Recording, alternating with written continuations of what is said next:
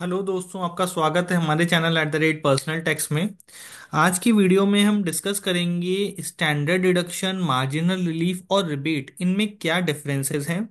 Union budget 2025 ने इन तीनों में डिफरेंसेस जानना बहुत ही ज़रूरी कर दिया है, क्योंकि उसी के हिसाब से आपकी इनकम के ऊपर टैक्स की कैलकुलेशन होगी। तो चलिए वीडियो को शुरू करते हैं।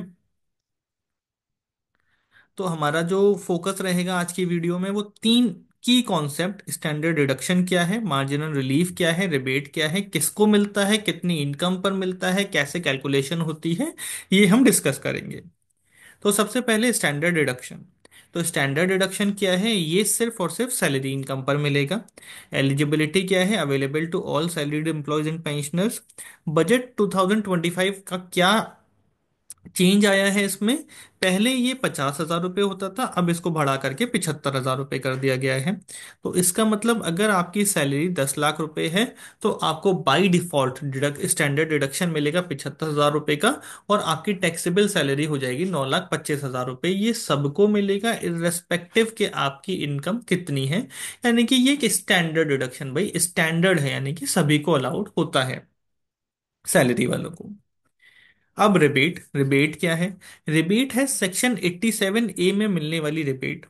ये क्या करती है? ये रिडक्शन करती है टोटल टैक्स पेबल।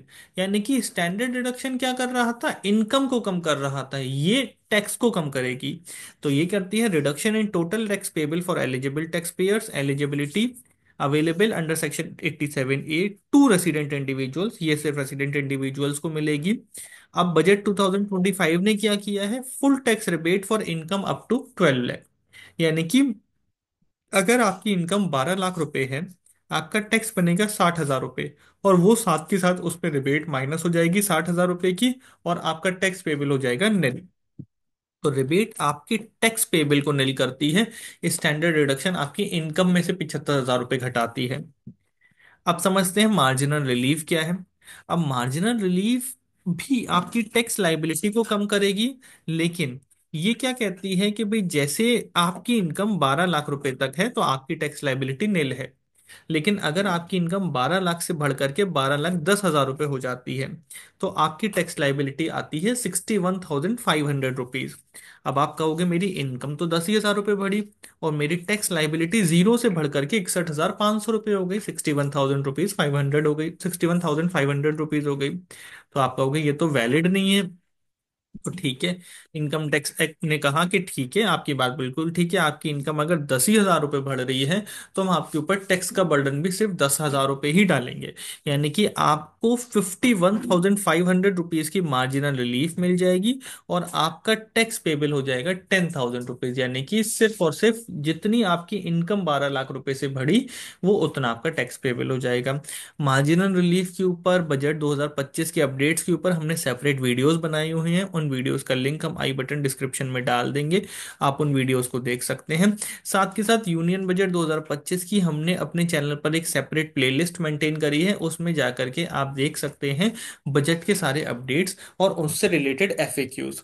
तो ये हमने तीनों को आपको एनालिसिस करके बताया। तो स्टैंडर्ड डिडक्शन क्या करता है? आपकी टैक्सेबल इनकम को कम करता है, ये सिर्फ सैलरीड इंडिविजुअल्स को मिलता है। रिबेट आपकी टैक्स लाइबिलिटी को कम करती है, साथ के साथ 12 लाख रुपए तक की इंश्योर करती है कि आपकी टैक्स लाइबिलिटी नेल आए। और मार्जिनल रिलीफ आपकी 12 लाख से इनकम जब बढ़ती है स्लाइटली, और ये 12,75,000 रुपये तक एप्लीकेबल होता है, तो वो आपकी टैक्स बर्डन को इक्विवेलेंट कर देता है, जितनी आपकी इनकम बढ़ी है उतने में। तो ये एक हमारी छोटी सी वीडियो थी जिसमें हम आपने आपको तीनों टॉपिक्स के बारे में बताया। आप हमारे चैनल पर्सनल टैक्स को सब्सक्राइब कर सकते हैं, साथ के साथ हमें कमेंट्स में बता सकते हैं अगर आपके कोई भी डाउट्स हैं, तो हम सारी डाउट्स को दूर करने की कोशिश करेंगे।